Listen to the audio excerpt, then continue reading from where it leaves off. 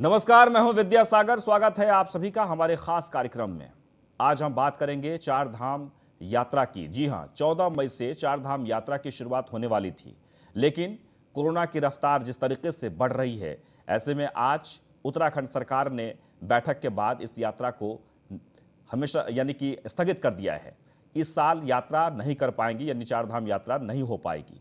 आपको बता दें कि तय समय पर पूजा पाठ जरूर किए जाएंगे, लेकिन यात्रा नहीं होगी। लॉकडाउन लगा दिया तो कहीं धार्मिक स्थलों पर जाने की पाबंदी भी लगाई गई है और अब 14 मई से शुरू होने जा रहे चारधाम यात्रा पर ग्रहण लग गया है। दरअसल कोरोना की बेकाबू होती रफ्तार के बीच उत्तराखंड सरकार ने बड़ा फैसला लेते हुए चारधाम यात्रा को टाल दिया है। गौरतलब है कि पिछले साल भी कोरोना की मार के चलते श्रद्धालु चारधाम की यात्रा नहीं कर पाए थे और ऐसे में व्यापारियों में रोष भी है। पहले रिपोर्ट देखिए और उसके बाद इस पर हम चर्चा करेंगे।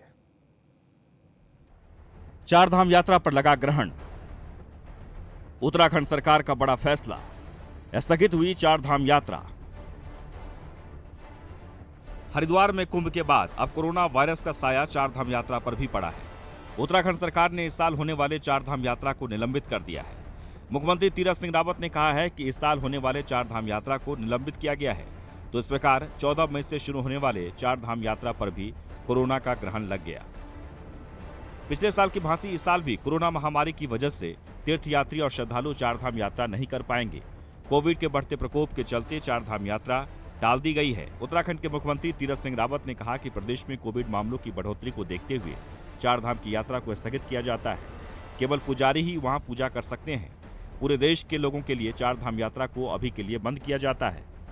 यात्रा को लेकर के अभी जिस तरह कोविड है तेजी से बढ़ रहा है, उसको देखते हुए स्थगित किया जाता है और साथ ही केवल पुजारी वही वहाँ पूजा पाठी करेंगे।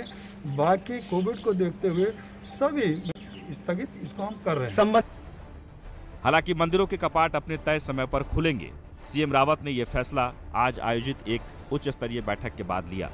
बैठक में धार्मिक मामलों के मंत्री सतपाल महाराज भी मौजूद थे। सीएम रावत ने कहा कि बद्रीनाथ, केदारनाथ, गंगोत्री, यमुनोत्री के कपाट तय मुहूर्त पर ही खुलेंगे। वहीं चमोली स्थित हेमकुंड साहिब गुरुद्वारे के लिए 10 मई से यात्रा शुरू होनी थी। कोरोना के बढ़ते मामलों को देखते हुए गुरुद्वारा श्री हेमकुंड साहिब मैनेजमेंट ने भी यात्रा को टाल दिया है। यात्रा की नई तारीख को लेकर जानकारी नहीं दी गई है। देश में कोरोना ने कोहराम मचा रखा है और अब इसका साइड इफेक्ट तीर्थस्थलों की यात्राओं पर भी पड़ रहा है, जिससे चारधाम की यात्रा करने का प्लान बना चुके लोगों में अब निराशा की लहर दौड़ पड़ी है। Bureau report, news 1 India. तो देवभूमि तीर्थ यात्रा को लेकर ही जाने जाते हैं, लेकिन इस बार सभी तीर्थ यात्राओं पर एक के बाद एक ग्रहण लग रहे हैं, क्योंकि कोरोना की रफ्तार जिस तरीके से बढ़ रही है तो जरूरत इस बात की है कि पहले लोगों की जिंदगी को बचाया जाए और उसके बाद यात्रा की जाए। हमारे साथ बीजेपी के प्रवक्ता डॉक्टर देवेंद्र भसीन जुड़ गए हैं। आपका बहुत बहुत स्वागत है। इसके अलावा आम आदमी पार्टी के नवीन पिरशाली और चेतनानंद सरस्वती जी भी जुड़ गई हैं।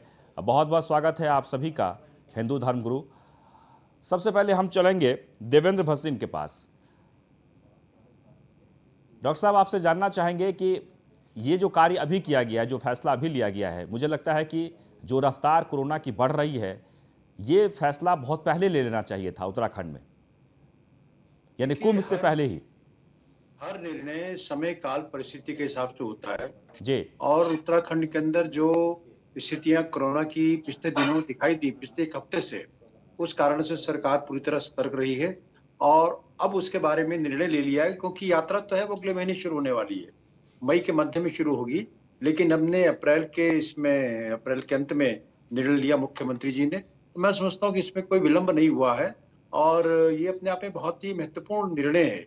इससे पहले हेमकुंड साहिब की यात्रा इसका स्थगित करने का भी निर्णय हुआ था और अब हमारी जो 5 धाम है उत्तराखंड के, 4 धाम, श्री गंगोत्री जी, श्री यमुनोत्री जी, श्री केदारनाथ जी और श्री बद्रीनाथ जी, और 5वां धाम श्री हेमकुंड साहिब जी, 5 धामों की यात्रा जो है वो नहीं रहने वाली है। और जैसा कि माननीय मुख्यमंत्री तीरथ जी बता रहे थे कि जो धाम है हमारे 4 धाम, इनके कपाट अपने निर्धारित समय से विधि विधान के साथ खोले जाएंगे और यहाँ पुजारी अपनी पूजा अर्चना की जो विधि है, कार्य है, उसे करते रहेंगे। लेकिन स्थानीय लोग हों चाहे बाहर से आने वाले श्रद्धालु हों, उनको मंदिरों में जाने की अनुमति नहीं रहेगी। और कोविड काल में जो हालात इस समय हैं, मैं समझता हूँ कि अपने आप में बहुत ही महत्वपूर्ण निर्णय है। और एक बात मैं और कहना चाहूंगा, इसमें एक बात और मैं जोड़ना चाहूंगा कि वर्तमान में जो सरकार की स्ट्रेटजी 2 प्रकार की है। एक स्ट्रेटजी ये है कि हम कोरोना की चेन को तोड़ें, तो ये जो निर्णय है ये कोरोना की चेन को तोड़ने की दिशा में लिया गया कदम है। और दूसरा, जो लोग संक्रमित हो गए हैं तो उनका उपचार करने के बारे में, तो हम दोनों लाइन पर काम कर रहे हैं। एक जो महत्वपूर्ण पहलू है इसमें, उस पर भी गौर करना पड़ेगा।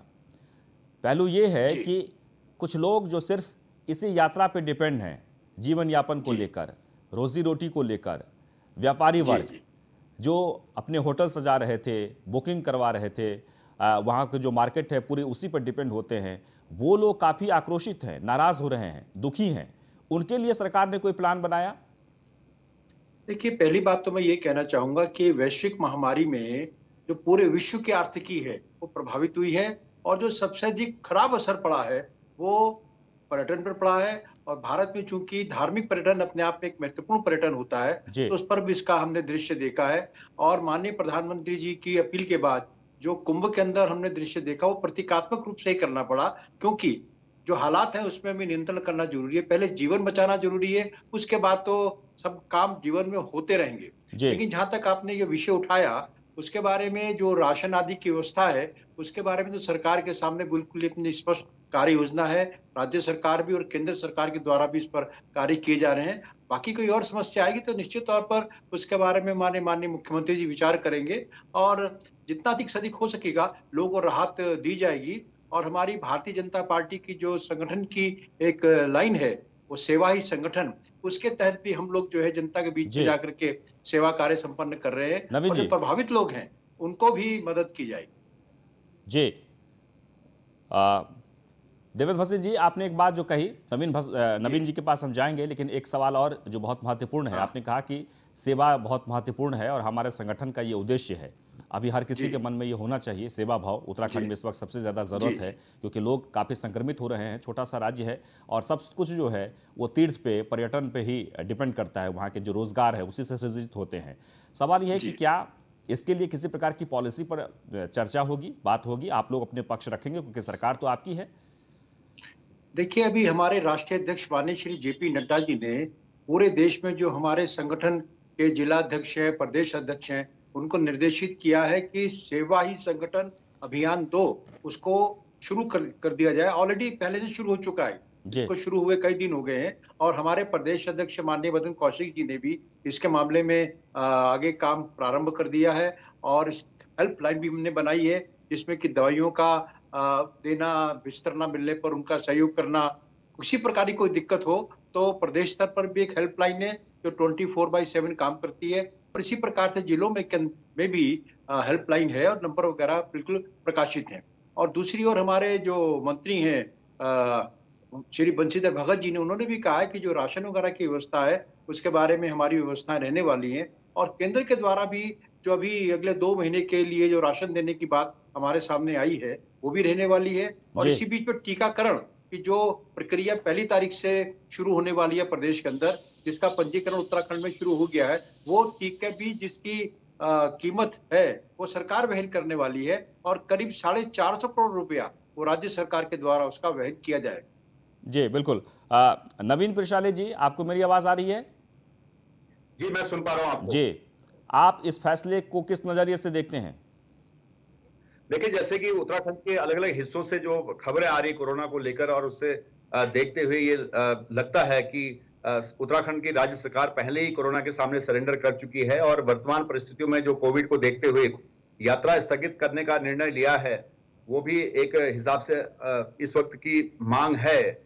और इसमें बहुत ज्यादा नहीं कहा जा सकता है, क्योंकि सरकार कोरोना को वैसे ही हैंडल करने में पहले विफल रही। लेकिन जो सबसे महत्वपूर्ण इसमें विषय है, वो जो इस क्षेत्र में जो यात्रा रूट है, उसमें जो जिन लोगों की आजीविका चलती है वो लगातार से स्थगित हो रही है। यात्रा पिछले साल भी हुई और इस साल भी हुई, और अब उन लोगों के सामने भूखमरी के कगार पर वो लोग पहुंच गए हैं। तो उनको राहत देने के लिए सरकार के पास क्या रोड मैप है? इसमें सरकार के रोड मैप होना चाहिए। अब भसीन साहब बता रहे हैं कि सेवा ही हमारा धर्म है, संगठन का धर्म है। मैं सरकार का धर्म क्या है ये वजीर साहब से पूछना चाहता हूं कि इस वक्त पर सरकार का धर्म उन लोगों के लिए क्या क्या है जो इस क्षेत्र से अपनी आजीविका कमाते हैं और लगातार 2 साल से यात्रा स्थगित हो रही है। तो ये महत्वपूर्ण सवाल इस बात पर। जी, चेतनानंद सरस्वती जी भी हमारे साथ जुड़ी हुई हैं। जी, आप बताएं, बहुत बहुत स्वागत है आपका। चूंकि धर्म के नज़रिए से अगर आप देखें, ये यात्रा बहुत ही महत्वपूर्ण है। कुंभ भी बहुत महत्वपूर्ण था, हज़ारों लाखों के तादाद में साधु संत वहाँ पर पहुँचे। हालांकि बाद में जो है वहाँ का जो रिस्पांस है, जो रिपोर्ट है, वो बहुत ही अच्छा नहीं आया, क्योंकि लोग बहुत सारे कोरोना पॉजिटिव हो गए। एक महामंडलेश्वर की मौत भी हो गई है। चारधाम यात्रा लोग वर्षों से इंतज़ार करते हैं और आप कह सकते हैं कि धर्म के नज़रिए से बहुत महत्वपूर्ण है। ऐसे में स्थगित हो गई है चूंकि इस वक्त की मांग है, ज़रूरत है। आप इस फैसले को किस नज़रिए से देखते हैं? देखिए, हम लोग लगातार कुंभ के समय पर भी ये कह रहे थे कि इसको सांकेतिक कर देना चाहिए, इसको सूक्ष्म कर देना चाहिए। तब कोई रोड मैप तैयार नहीं था, कोई योजना तैयार नहीं थी। कुंभ जिस दिन से प्रारंभ हुआ उस दिन भी व्यवस्थाएं नहीं थी कैसे रजिस्ट्रेशन कराना है। तो ये आज जो देखिए, एक कहावत है, देर आए दुरुस्त आए। अगर आज भी ये निर्णय लिया गया है तो इस निर्णय का स्वागत होना चाहिए, क्योंकि सिर्फ सरकार की अकेले जिम्मेदारी नहीं है, हम धर्म गुरुओं की भी ये जिम्मेदारी है कि हम आगे बढ़कर अपने अनुयायियों को ये बताएं कि जीवन से महत्वपूर्ण कुछ भी नहीं है। और आपकी आस्था किसी के जीवन पर संकट ला दे, ये इससे बचना चाहिए, क्योंकि जीवन दान सबसे बड़ा दान है। आज अपनी जगह पर सुरक्षित रहकर ईश्वर की आराधना कीजिए, ईश्वर का ध्यान कीजिए, उसका चिंतन कीजिए, सुरक्षित रहिए। सबसे महत्वपूर्ण बात यह है, आज सरकार के पास इतना पर्याप्त सिस्टम अभी नहीं है कि वो सबको मेडिकल एड भी दे पाए। ये बात ठीक है कि वहाँ जो चारधाम यात्रा पे जो लोग यात्रा पर ही जिनका जीवन यापन निर्भर है, जिनकी इकोनॉमी यात्रा पर निर्भर है, उसके लिए एक मजबूत प्लान सरकार को बनाना चाहिए। और मैं समझती हूँ कि सरकार इस पर कार्य जरूर कर रही होगी, क्योंकि सरकार को एक एक चीज की खबर है और वो इस मॉनिटरिंग कर रहे हैं हर चीज की। वहाँ बहुत सारे छोटे ढाबे हैं, छोटे छोटे कारोबारी हैं जो पिछले 1 साल में बिल्कुल भुखमरी की स्थिति में है। तो सरकार को उसके लिए एक प्लान तैयार करना चाहिए, लेकिन खुले दिल से इस फैसले का स्वागत होना चाहिए। जीवन से बड़ी आस्था नहीं हो सकती है। हम जीवित रहेंगे तो आस्था हमारे हृदय में वास करती है, राम हमारे हृदय में वास करते हैं, मर्यादा पुरुषोत्तम राम हृदय में वास करते हैं, योगेश्वर श्री कृष्ण हृदय में वास करते हैं। अपने हृदय में भक्ति कीजिए, अपनी जगह पर बैठकर भक्ति कीजिए। आस्था दिखावे का प्रश्न नहीं हो सकता। जी जी, बिल्कुल, आपने बड़ी अच्छी बात कही है। भगवान राम हमारे हृदय में बसते हैं और चूंकि कोरोना को लेकर डॉक्टर हो या एक्सपर्ट हो, आयुर्वेद हो, हम सबसे राय लेते हैं, योग गुरु हो, सबसे राय लेते हैं कि इसे कैसे दूर भगाया जाए। मुझे लगता है कि आप हिंदू धर्म गुरु हैं और आप साधना करती हैं। जैसे कि अभी कुछ देर पहले हमारे एक बहुत बड़े जो संत हैं उनसे मेरी बात हुई थी और उन्होंने कहा कि कोरोना भाग सकता है, कोरोना को हराया जा सकता है आध्यात्मिक दृष्टिकोण से। क्या आपके पास कोई वो सुझाव है आध्यात्मिक तौर पर? देखिए, बिल्कुल, हमारे यहाँ तो कहा जाता है कि हारिए न हिम्मत, बिसारिए न राम। तो आप अपने घरों में यज्ञ कीजिए, वायुमंडल को शुद्ध कीजिए। जो जिस प्रकृति का दोहन हमने इतने लंबे समय से किया है, मंत्रों में आपके शरीर को पॉजिटिव रखने की गायत्री मंत्र में बहुत बड़ी शक्ति है। आप गायत्री मंत्र का जाप कीजिए, आप महामृत्युंजय का जाप कीजिए। ये मंत्र ऐसे हैं जिनमें आपके शरीर की नकारात्मक ऊर्जाओं का शरण होता है, वो खत्म होती हैं और आप पॉजिटिविटी। आज चारों तरफ बहुत नकारात्मक ऊर्जा का प्रभाव है। जिस तरीके से कोरोना में हम लोग देख रहे हैं कि लोग अपने जीवन को, लोगों का जीवन समाप्त हो रहा है, उस समय आप यज्ञ की परंपरा को, छोटे छोटे हवन हर घर में हुआ करते थे हमारे यहाँ, ये सनातन की परंपरा है। आज अगर इसको दोबारा से पुनः प्रारंभ किया जाएगा तो निश्चित रूप से वायुमंडल शुद्ध होगा और हम लोग आगे बढ़ेंगे, देश इस संकट से बाहर आ सकेगा। बिल्कुल। और हम जानकारी ले लेते हैं अपने संवाददाता सुमित सैनी से, आज हरिद्वार में क्या स्थिति है। सुमित, जहां तक हरिद्वार की बात कर लीजिए, चारधाम यात्रा को लेकर हम चर्चा कर रहे हैं। चारधाम यात्रा स्थगित हो गई है, व्यापारियों में किस तरीके का मनोभाव है इस यात्रा के स्थगित होने के बाद, बताएं। क्योंकि जो चारधाम यात्रा का जो रूट है पूरी तरह से ये पर्यटन उद्योग पर ही आधारित है। पूरा पर्यटन उद्योग की बात करें तो इससे पूरा पर्यटन उद्योग प्रभावित होता है चारधाम यात्रा से, क्योंकि पिछले 1 वर्ष से लगातार यात्राएं स्थगित हो रही हैं, क्योंकि कांवड़ यात्रा थी वो भी स्थगित हो गई थी।